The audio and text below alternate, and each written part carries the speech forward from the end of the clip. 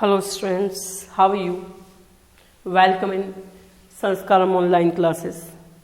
I am Vijay and today we are going to discuss 8.3 and 8.4 unit, that is the chapter 8 biomechanics and sports. Already we have discussed in previous classes meaning of biomechanics, importance of biomechanics, and then we have to discuss about the movements and type of movements and how it's work.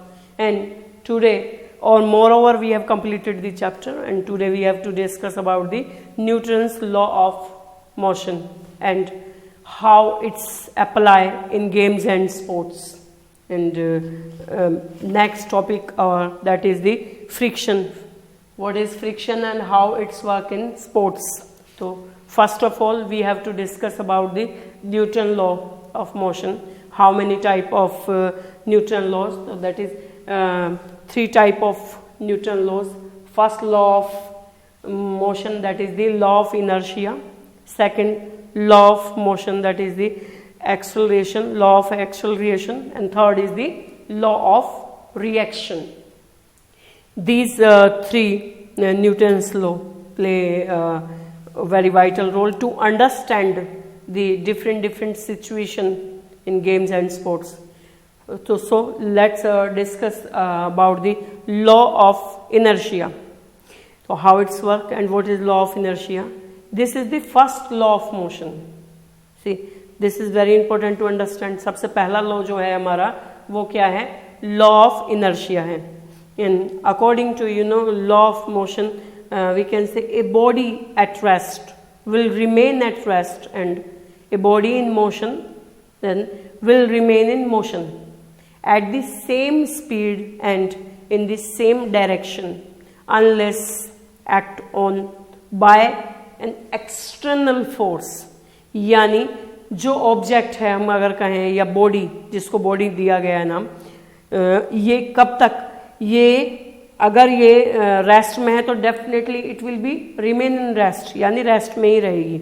और अगर ये motion में है यानी speed में है तो it will be remain in motion, यानी स्पीड में बनी रहेगी. कब? जब तक इसके ऊपर कोई एक्ट नहीं होता या कोई एक्सटर्नल फोर्स अप्लाई नहीं की जाती.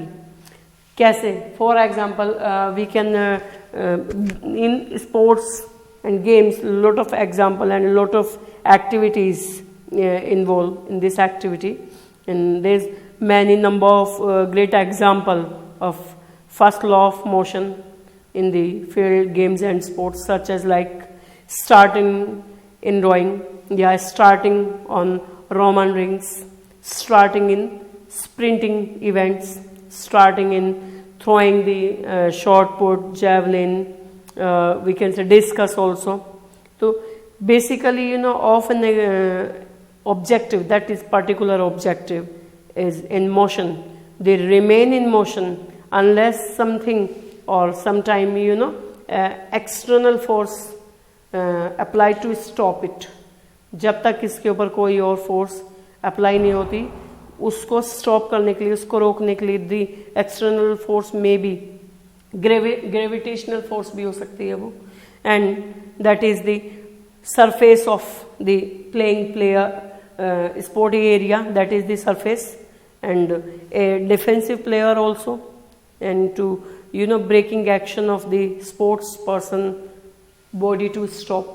ये इतनी सारी जो चीज़ें ये किस लिए हैं कि जो हमारा लॉ ऑफ इनर्शिया है उसकी जो ऑब्जेक्ट है पर्टिकुलर, उसकी मूवमेंट्स जो है उसको रोकने के लिए जो वर्क कर रहा है. अब ये जो सिचुएशन अगर है, हम अगर इसमें देखें तो सबसे पहली बेसिक चीज क्या आएगी हमारे इसमें कि एक फुटबॉल है तो वो कब तक आपकी जो फुटबॉल है उसमें बनी रहेगी, जब तक आप उसके ऊपर कोई भी किसी तरीके का फोर्स अप्लाई नहीं करते हो, जो सबसे पहली चीज.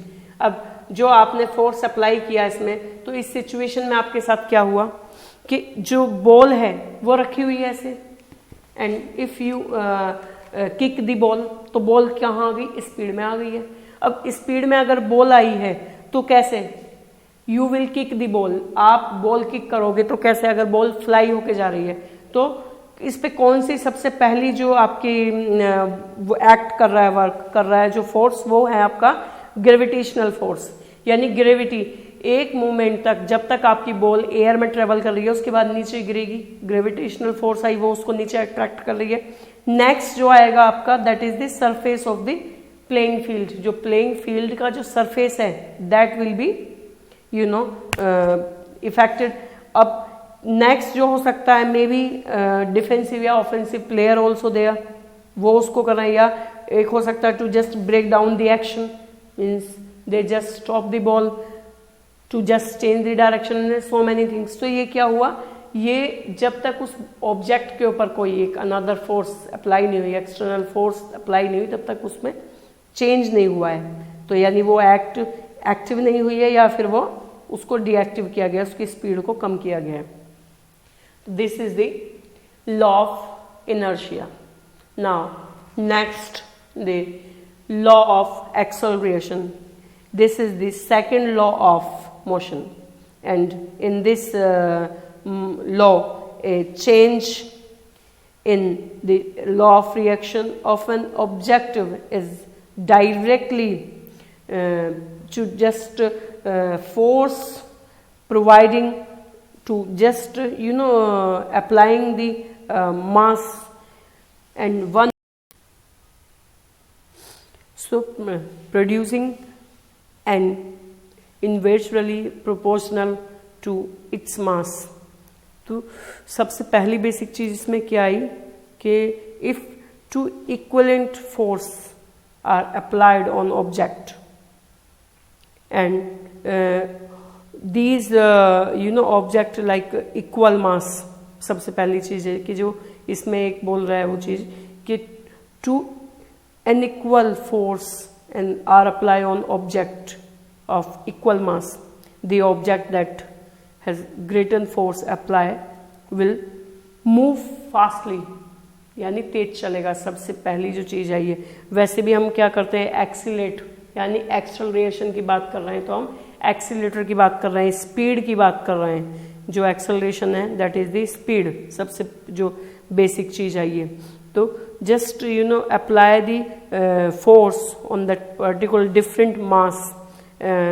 पहली चीज जो हम एक एग्जांपल डालेंगे इसमें कि आप एक एथलीट है and he just try to throw the shot put, एक शॉर्ट पुट लिया हुआ एथलीट ने, दैट इज द 12 lbs या hammer throw also there and he just starting with the lifting to just prepare the muscles to generate the more force, and with the help of strength he can throw just with the help of speed। अगर body motion में नहीं होगी या lifting नहीं होगी तो muscles are not ready to throw that shot put for particular distance.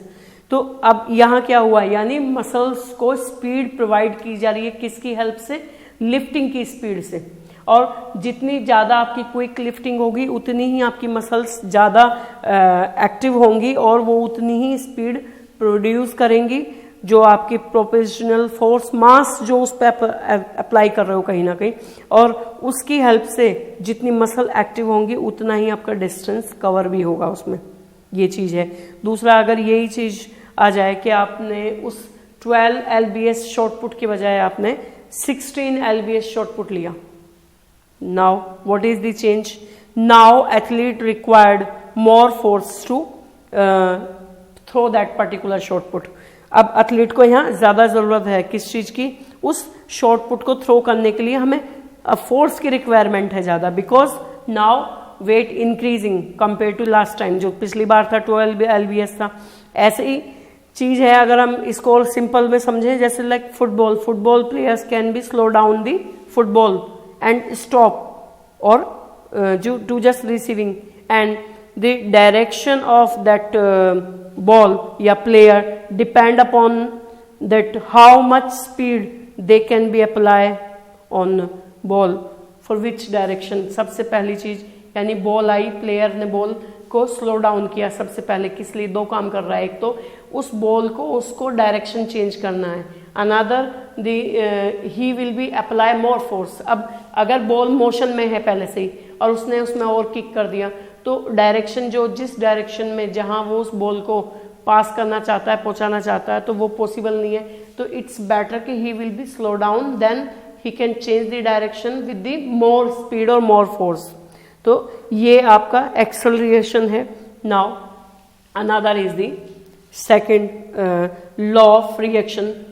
अब जो आपका लॉ ऑफ रिएक्शन है, इसमें चीज जो आएगी सबसे पहली जो बेसिक चीज है गेम्स और स्पोर्ट्स में, ये बहुत से गेम्स हैं जहां आपको देखने के लिए मिलता है। सबसे पहली चीज कि every action there is always an equal and opposite reaction. In this situation we can include many more games and how it's apply, and very easily it's understand कि how it's helpful। जो reaction होता है, और reaction किस पे हुआ, जो हमारा एक एक्शन था उस पे रिएक्शन हुआ, सबसे पहली बेसिक चीज जो है। For example, one is the swimmer start the swimming and A swimmer push just water. जो पानी है उसको क्या कर रहा है, स्विमर पुश कर रहा है, और अगर उसको पुश कर देता है तो पुश करने के बाद क्या होगा उस सिचुएशन में कि जो आपने पानी पुश किया, उस पानी ने आपको पुश किया। It's simple, because that was the reaction, the water already push that particular swimmer. क्यों? This is the reaction of the water. जब आप पानी को पुश कर रहे थे, पीछे की तरफ धकेल रहे थे, तो पानी आपको आगे की तरफ पुश कर रहा था, यानी पुशिंग और पुलिंग चीज चल रही थी। तो ये उसने पुश किया पानी ने, और यहाँ हेल्प मिली, यानी इसका रिएक्शन जो है that is very important.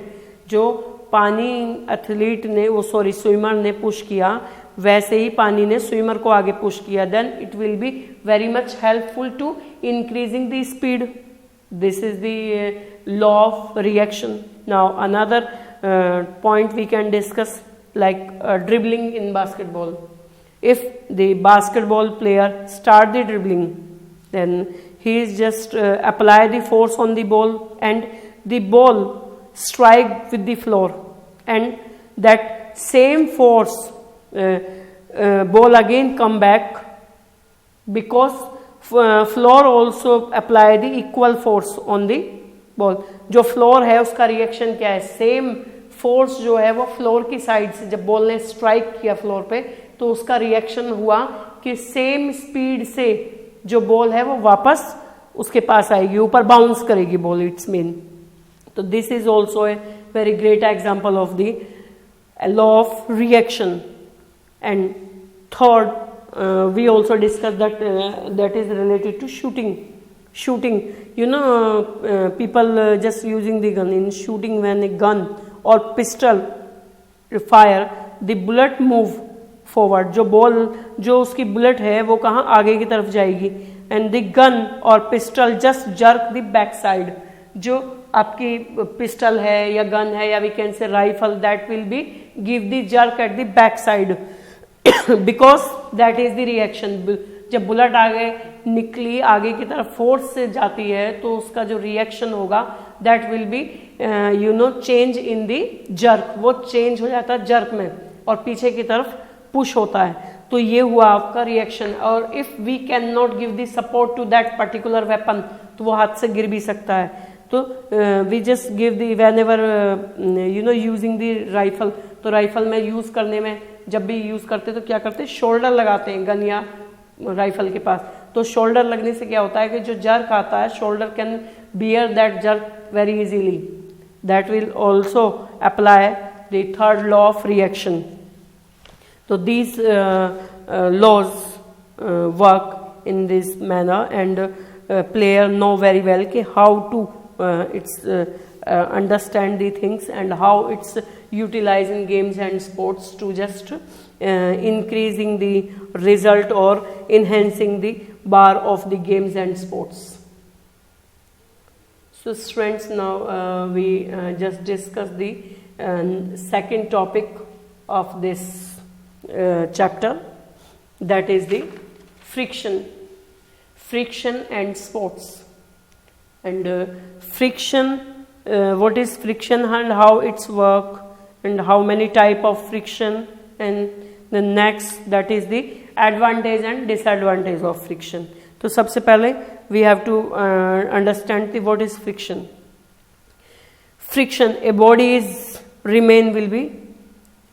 remain at rest. A body at rest, जो हम पहले पढ़ रहे थे क्या, law of inertia, same thing apply in friction. A body at rest will remain at rest, and a body in motion will be remain in motion at the same speed and in the same direction, यानी same speed और same direction में. And you know, unless act on by the external force, जब तक उसके ऊपर कोई external जो force है वो अप्लाई नहीं होती. तो दिस इज द डेफिनेशन और meaning of friction. And first law of motion, that is the law of inertia, is the same definition. Both of work in same. and how it's useful in games and sports we will be discussed. But the force of friction is the force that develop at the surface to contact two bodies. And this is main thing कि कहाँ से शुरू हुआ. जो friction है, friction किस type से work कर रहा है. जो दो बॉडी हैं जब एक दूसरे के कांटेक्ट में आती हैं, that means friction is occur. उस टाइम पे फ्रिक्शन होता है. तो उनके दो के कांटेक्ट में आने से now and how it's work, कैसे कैसे काम करता है, किस तरीके से फ्रिक्शन का यूटिलाइज होता है, कितने टाइप का होता है friction. Two types of friction. First is the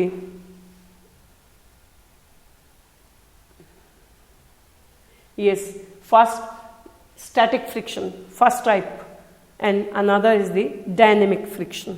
This is the two type of friction. And now let's discuss about the friction, that is the first, static friction. In static friction, the opposing friction that come into play when the body tend to move over surface of another, but the actual motion has not yet started. It is called static friction.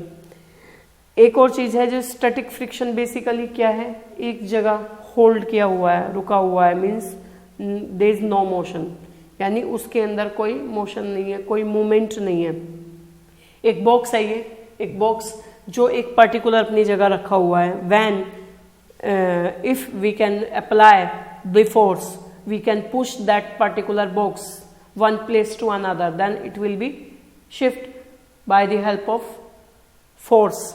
But if we can apply not any kind of internal force, sorry external force, then it can not move. तो ये क्या हुआ, ये हमारा static है, यानी वहीं उसी जगह वो जो बॉक्स है या वो एक ऑब्जेक्ट है वो वहीं बना रहेगा. Now come to the dynamic friction. In dynamic friction is, you know, it's a complete different thing.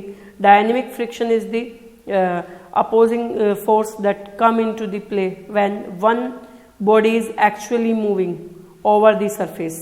एक जो बॉडी है या एक जो ऑब्जेक्ट है वो सरफेस के ऊपर मूव करता है. And another body that is the like ball, या we can say box. इसमें कुछ भी आ सकता है जो आपका डायनेमिक है. सबसे पहली जो चीज है dynamic friction, that is two type of dynamic friction. जो डायनेमिक फ्रिक्शन है वो दो तरीके का होता है. एक जो होता है उसको हम, पहला जो होगा उसको हम बोलेंगे स्लाइडिंग फ्रिक्शन. स्लाइडिंग फ्रिक्शन में जो है स्लाइड की हम बात करेंगे, यानी one is the slide and if that particular box we can apply the force on that particular box on slide, then it will be move easily because we are applying actually sliding over surface that the other body is called sliding friction. जो आपकी opposing force है वो कहाँ apply हो रही है, वो एक पर्टिकुलर स्लाइडिंग जो ऑब्जेक्ट है उस पर अप्लाई हो रही है. कैसे? Like ice hockey. जो आइस हॉकी है, आइस हॉकी जब आप खेलते हैं तो एक जो बॉडी है जो आपकी फोर्स अप्लाई कर रही है, किसके ऊपर अप्लाई कर रही है? जो आपके स्केट्स है उसके ऊपर अप्लाई कर रही है, और जिसकी वजह से जो कांटेक्ट है, जो स्केट्स के व्हील्स हैं वो एक सरफेस के कांटेक्ट में, बट इट इज स्मूथ है. और सबसे पहली चीज है प्लांटिंग है, ये जो स्केटिंग है वो उसको उस फोर्स को, स्लाइडिंग फ्रिक्शन को हेल्प करते हैं आगे स्पीड जनरेट करने में। And another is the rolling friction, जो सेकंड टाइप है हमारा डायनेमिक फ्रिक्शन का, that is the rolling friction. Same the opposing force that come into part when one body is actually rolling over the surface of the other body is called rolling friction. And how it's applied in games and sports like ball, cricket ball, hockey ball, any kind of ball, and it suppose it is the hit by the that particular bat or stick, it roll on the surface of the ground or of that particular arena, and it should be, if talking about the stop, so it stop after some time due to the rolling friction. क्यों? वो जो ball है वो role कर रही है particular एक surface के ऊपर, but when it will be stop, कब वो स्टॉप होगी? बिकॉज जो रोलिंग फ्रिक्शन है वो सरफेस जो है वो एक फ्रिक्शन अप्लाई कर रहा है, और जिसकी वजह से एक मोमेंट के बाद बॉल जाके खुद ही स्टॉप हो जाती है, रुक जाती है। तो उसका जो मेन जो चीज़ है वो क्या है? रोलिंग फ्रिक्शन है, जिसकी वजह से वो रुक रही है, but it will be travel for a particular moment, उसके बाद रुकेगी वो। क्यों? Because this is the rolling friction है, तो ऑटोमेटिकली रोल करेगी वो उस मोमेंट में। And there is lot of games and sports the rolling friction apply and they utilize. Now we can discuss about the next topic, that is the advantage and disadvantage of friction। यानी जो हम अभी games और sports जिस भी तरीके से जो भी हम खेल रहे हैं उसमें जो फ्रिक्शन है उसका क्या फ़ायदा है, किस तरीके से हम फ्रिक्शन का एडवांटेज गेम्स और स्पोर्ट्स में ले सकते हैं, and when it will B harm, when it will B play negative role in games and sports. Let's discuss. Friction is usually called, is very necessary for the games and sports. It is very important. It means without friction we cannot perform well in games and sports. So it is very helpful in games and sports. There is many games you can see in the advantage of games, advantage of friction in games and sports, like athlete, like racer, jumper, they have to use two spikes. They use two spikes in just using or spikes, and with the help of spikes they can increase the speed, and they can make the body balance also. They can make the grip on that particular floor. That's why they're using the spikes. वो क्या कर रही है? Friction develop कर रही है, और जिसकी वजह से बॉडी बैलेंस बन रही है, स्पीड हो रही है और ग्रिप बनी हुई है। This lot of things are there. Now same in the football, footballers they use to of stud, and stud to have generate the automatically friction, and player they can protect ourselves from the injuries, and whenever they feel slippery area they can just protect ourselves with the help of stride। तो जो आपके stud हैं, stud help करते हैं friction develop करने में, grip बनाने में, जिसकी वजह से प्लेयर स्पीड भी इंक्रीज कर सकता है, and they can feel more confident because he और शी नो कि he is completely safe, and they can play, and they can not slip on the floor with the help of that particular stud जो आपके friction apply कर रहे हैं। तो there's many more examples over there, and last example we have to discuss, that is related to badminton. Player just rub their sole of particular shoes, जो shoe हैं उनके जो sole होते हैं, sometime they have to rub to just making the grip on that particular floor, because they have required the friction, and without friction they cannot play on the wooden court. That is the wooden court, it is very smooth, and due to the smoothness they can some dangerous to just slip, and they cannot play well and if they can just slip on that particular area and they got the hurt also. That's why they avoid that situation and they just using the रब type of shoes, कैसे grip वाले shoes पहनते हैं means, और वो जो particular soul है जो फ्लैट शूज हैं और उसके नीचे जो ग्रिप होती है उस ग्रिप की हेल्प से they can perform the foot work very easily and without any injury. तो students we can understand the role of the advantage of friction in games and sports. Now on the other hand, if we can talking to other hand, that is the friction play negative role also, that is the disadvantage in games and sports. There's many more games just like cycling. If we can talk about the cycling, there should not more be friction between the rod or tire of cycle, that particular tire, and if there is more friction then it will be very problematic for the rider, because he will be generate more speed to just he waste the energy, क्योंकि उसको ज़्यादा speed increase करनी है और speed increase करने के लिए he will be generate more energy, that's why he will be waste the energy. जिस एनर्जी का वो यूटिलाइज कर सकता था वहाँ ज़्यादा फ्रिक्शन होने की वजह से उसको ज़्यादा एनर्जी लगानी पड़ रही है और उसकी एनर्जी वेस्ट हो रही है. तो this is the disadvantage of friction. Now for example one more example we have to include in this topic, that is the skatings, roller skating. We have many times heard about the roller skating, because whenever the roller skating players start the skating they have to use to smooth area, because they have required the smooth area to just increasing the speed of roller skating. जब तक जो skaters हैं उनको इस smooth और plain area नहीं मिलेगा जब तक उनकी स्पीड जो है वो इंक्रीज नहीं हो सकती, and some time they can injured also due to the maximum friction. अगर एरिया चिकना नहीं है, खुरदरा है, ऊंचा नीचा है, या जो एरिया है वो इतना स्मूथ नहीं है कि जिस पे जो व्हील्स हैं स्केटिंग के वो इजीली स्पीड इंक्रीज कर सके या बैलेंस कर सके, तो जिसकी वजह से चोट लगने के चांसेस ज़्यादा होते हैं. तो in this manner disadvantage also we can seen due to the friction. अब ये भी एक नुकसान हुआ.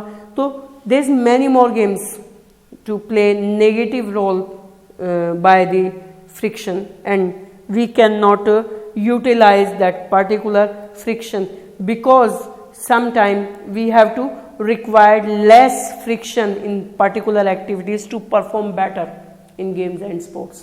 So this is very important to understand the role of friction and how we can take the advantage with the help of friction, and how we can avoid the friction just in games and sports to performing the better performance in games and sports. So finally, if we can close this topic, so we can understand one more thing. Friction is very important in games and sports, but we must be understand when we have required and when we can avoid the friction to improving the activities, and in this way we can perform the better in games and sports, as well as we can enhance the games and sports result with the help of friction, to avoiding the friction as well as to take the advantage of friction. So class, now today we have completed the topic biomechanics and sports, and in next class we will start the new topic, that is the psychology and sports. Thank you so much.